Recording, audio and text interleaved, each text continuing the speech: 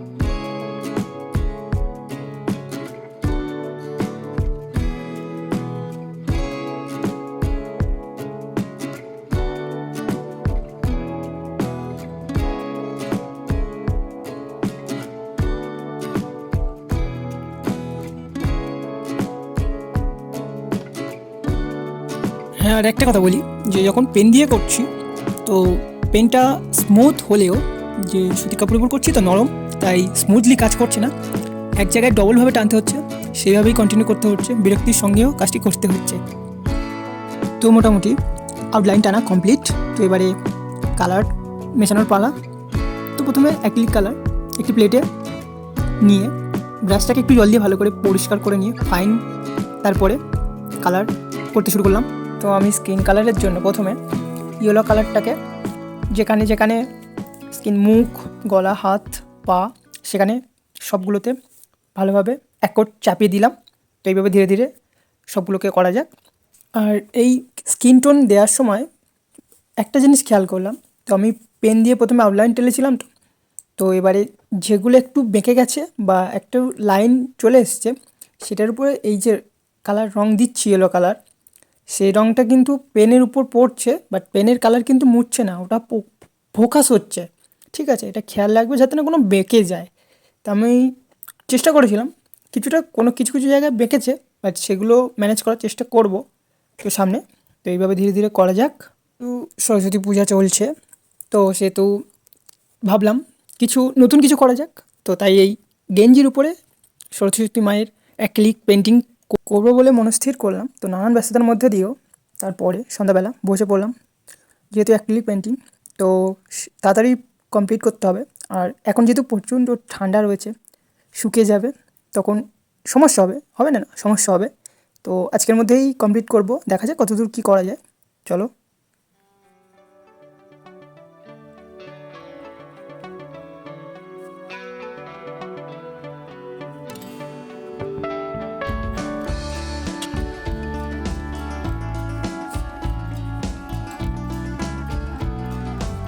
তো শাড়িতে প্রথমে ওই ইয়েলো কালার দিয়েই প্রথমে পুরোটাকে টানলাম।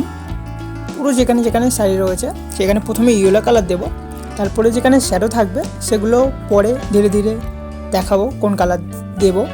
তো চলো, পুরো শাড়ির কালারটাকে আগে কমপ্লিট করা যাক।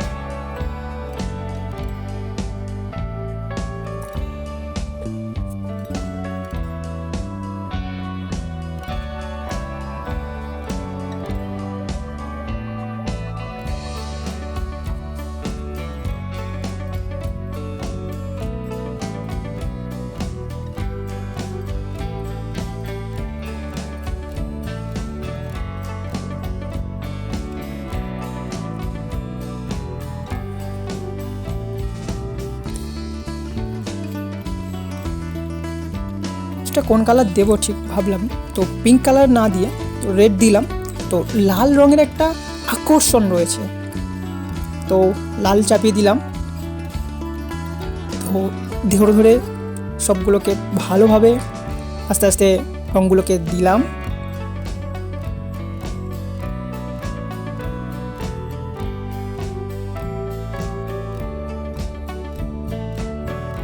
যেহেতু শার্টের উপর তো পিঙ্ক কালার থেকে লালটা একটু চোখে লাগবে, এই লালটা দিয়ে দিলাম। তো এরপরে মাথার চুলটাকে একটু টানলাম, তো ডিরেক্ট কালো না দিয়ে তো ব্লু, পিঙ্ক, গ্রিন একসঙ্গে মিক্সড করে সেটা নিয়েই প্রথমে চুলটাকে জাস্ট ফার্স্ট কোট চাপালাম। তো একটা মজার বিষয় হলো, আমি প্রথমে চুলটা টানছিলাম আর তখন ভাবছিলাম যে মাথার মুকুটটা দেব না, তো সেইভাবেই চুলটাকে সুন্দরভাবে টেনেছিলাম। তো তারপরে ভাবলাম যে ঠাকুর মুকুটটা দেওয়া উচিত, তো সেই কারণে এত সুন্দর করে করেছি। তো মুকুটটা করার জন্য চুলটাকে অতটা না টানলে ভালো হতো, বাট আমি করে ফেলেছিলাম, তাই জন্য মুকুটটা করার সময় একটু সমস্যা হয়েছিল, সেটা পরে দেখতে পাবে। তো চলো আপাতত কন্টিনিউ করা যাক। জন্য করে আগে ঠিক করে নিতে হয় কোনটা করতে হয়, বাট আমি সেটা ঠিক করিনি, ভেবেছিলাম এটাই করব, বাট সেটা পরে অ্যাড করার জন্য একটু সমস্যা হয়েছিল আমার ক্ষেত্রে।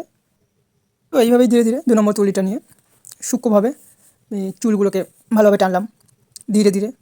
যেহেতু রাত হয়ে গেছে, ঘুম পাচ্ছে, ঠান্ডা এদিকে, তো তার সত্ত্বেও কাজটা কমপ্লিট করতে হবে না, তাই জন্য মনে জোর নিয়ে করছি, সরস্বতী মাতা না, তাই জন্য।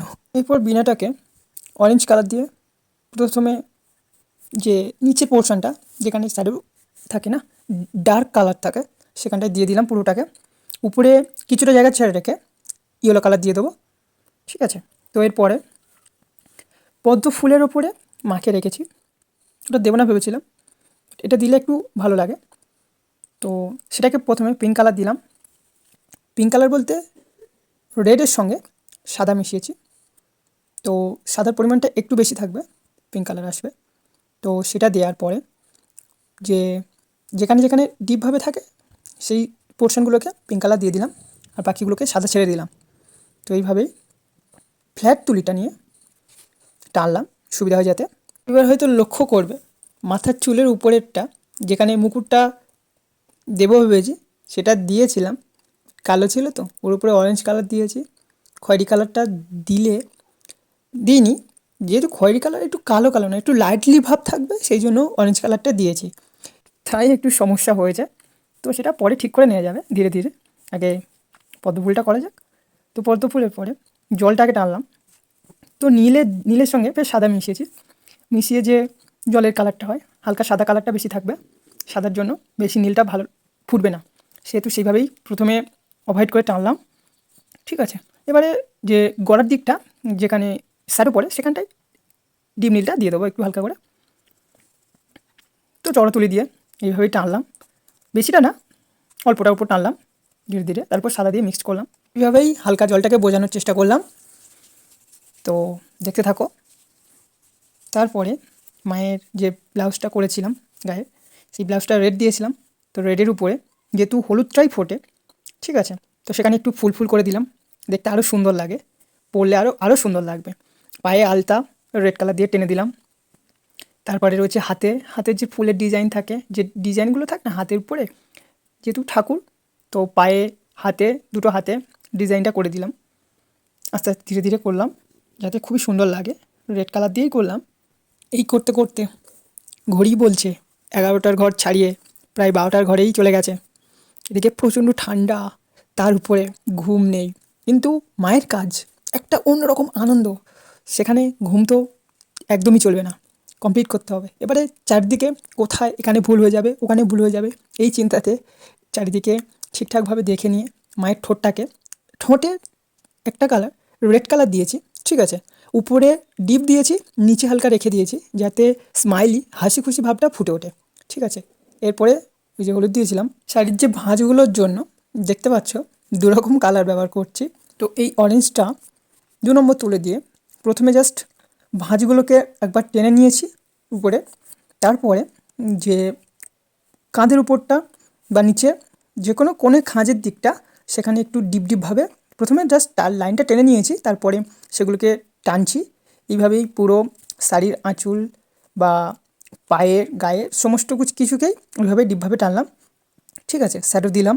তো পদ্ম ফুলটাকে ওইভাবে পিঙ্ক কালার দিয়েছি। এবারে প্রত্যেকটাকে নিচের দিক দিয়ে, ঠিক আছে, ফ্ল্যাট তুলি দিয়ে ওরকমই রেড কালার দিয়ে ডার্ক করলাম। প্রথমে পিঙ্ক কালার ছিল, তারপরে রেড কালার দিয়ে ডার্ক করলাম সবটাকে। এইভাবে ধীরে ধীরে দেওয়া হলো সবটা। তারপরে মায়ের চোখটাকে কালো দিলাম। এবার এটাকে ডিরেক্ট কালো দিয়েছি যাতে একটু উজ্জ্বল ভাবটা ফুটে ওঠে। তো একটা টিপ দিয়ে দিলাম ছোট্ট করে। তো এবারে গিটারের যে ডিজাইনগুলো, সেই ডিজাইনগুলোকে একটু ফুল করে একটু অন্যরকম ডিজাইন করলাম যাতে একটু আকর্ষণীয় হয়ে ওঠে। ঠিক আছে, তো এইভাবেই ধীরে ধীরে টানলাম। মায়ের মাথার পিছনে যে আলো দুতির থাকে না, সেটাও করে দিলাম হলুদ কালার দিয়ে। একটু বেশিভাবে দিয়েছি, সাদার উপরে তো একটু বেশি দিতে হয়েছে হলুদটা। তারপর তো ওটা শুকাক। চুলটাকে একটু সাদা দিয়েছি, জিরো তুলি দিয়ে টেনেছি ফুটে ওঠার জন্য। ঠান্ডাতে দেখো হাত পুরো শুকিয়ে গেছে, ঠান্ডাতে বরফ হয়ে গেছে। রঙগুলো করেছি আবার শুকিয়ে গেছে। দেখো হাত ঠান্ডাতে কীরকমই হয়ে গেছে, বরফ হয়ে গেছে। যে রঙগুলো ছিল সেই রঙগুলো থালাতে নষ্ট হয়ে গেছে, শুকিয়ে গেছে। তো এরপরে ভালো করে সব কিছুকে দেখে নিলাম কোথাও সমস্যা আছে কি বা কোথাও বাকি রয়েছে কি। দেখো কটা বাজে, 3:40 হয়ে গেছে। এবারে ফাইনালি দেখার পালা। তো একটা কথা বলার ছিল যে কোনো জামার উপরে বা কোনো শাড়ির উপরে যেখানেই করো, তো অ্যাক্রিলিক কালার করার সময় বা অয়েল পেইন্টিং করার সময় খেয়াল রাখবে যে যদি জামাটা ডবল লেয়ার হয়, ঠিক আছে, সেই ডবল লেয়ারের মাঝে কিছু বোর্ড দিয়ে দেবে, কার্ডবোর্ড।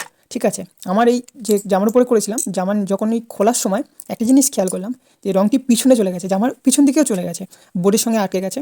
আমি তো জানতাম না, প্রথমবার ট্রাই করলাম, তো এই ভুলটা হয়েছিল টানার সময়। তো এটা মাথায় রাখবে। তো এটাকে আপাতত শুকাতে দিই। ঠিক আছে, কাল সকালে দেখাবো কেমন হয়েছে ফাইনাল টাচ। তো ফাইনালি ব্যাক টু সরস্বতী মাতা। দেখো এমন লুক এসছে। তো পিছনে কিছুটা চলে এসছে, তার জন্য কোনো ব্যাপার না, জাস্ট লুকটা দেখো কত সুন্দর হয়েছে। লাইক করো, কেমন হয়েছে অবশ্যই জানিও। তো চলো, বাই।